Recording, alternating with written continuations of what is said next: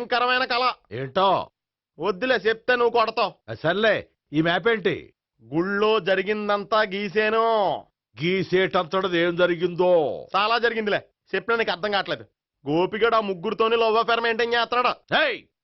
Encounter చేసి పారేస్తా ఇంకొకసారి ఆ మాట అన్నావంటే.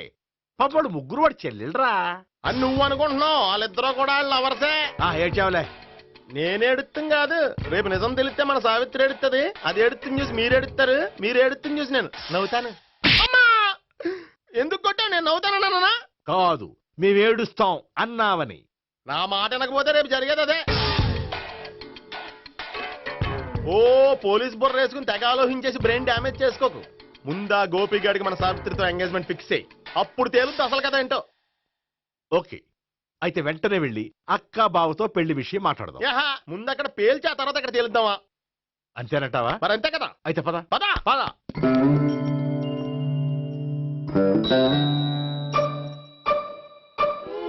ఏమంటే ఇంట్లో ఎవరు లేరా?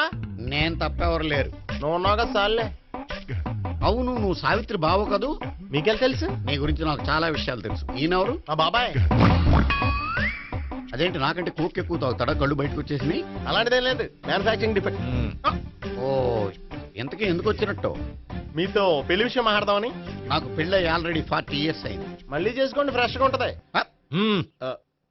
వచ్చింది మీ పెళ్లి గురించి కాదు, గోపి సావిత్రి పెళ్లి గురించి. వాళ్ళ పెళ్లి గురించి వాళ్ళు మాట్లాడుకుంటే బాగుంటుంది, కానీ మనం ఎందుకు మాట్లాడడం? పెద్దలో మనం కూడా మాట్లాడుకోవాలి కదండి. అనుకోండి.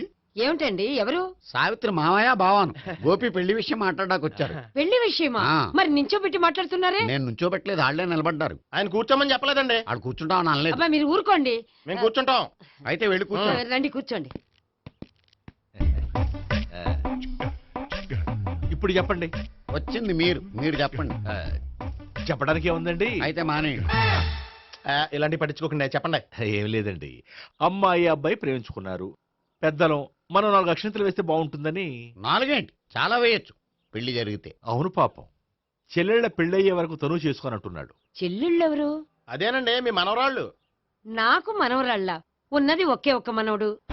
అయితే నేను చెప్పిందే కరెక్ట్. కరెక్ట్ అంటాడేమిటి? ఏమీ లేదమ్మా, గోపి తనకు 3 చెల్లెళ్ళు ఉన్నారు అని చెప్పాడు.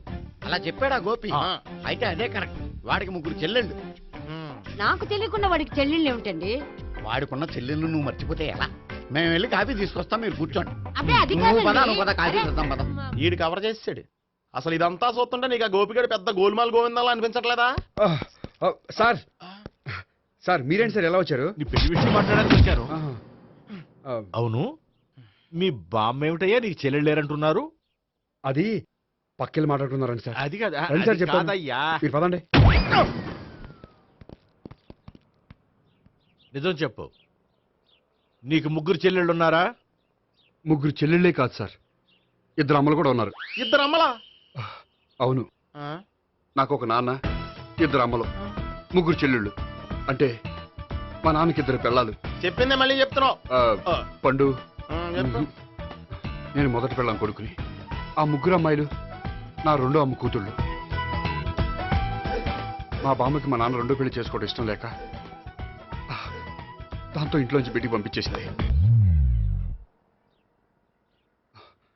ఒకరోజు కారులో వెళ్తుండగా యాక్సిడెంట్లో అమ్మ నాన్న చనిపోయారు.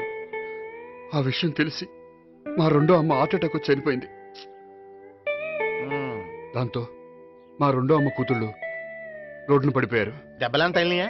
పండు, రోడ్డును పడ్డం అంటే ఆపట్టం కాదు, అనాథలు అయిపోయారని. ఎంతైనా వాళ్ళు నా చెల్లెళ్ళు. అందుకే బామ్మకు తెలియకుండా వాళ్ళ 3 పెంచి పెద్ద చేశాను. ఇది అసలు విషయం. ఈ కథ డైలీ సీరియల్ కింద ఇస్తే మినిమం ఎపిసోడ్లో అవుద్ది. జీవితాన్ని మించిన కథలు ఎక్కడుంటాయి పండు? నేను చేసిన దాంట్లో తప్పేమనుందా? చెప్పండి సీఏ గారు, నేను మోసగండా? లేదయ్యా, నువ్వు పక్కా జెంట్లమ్యాన్.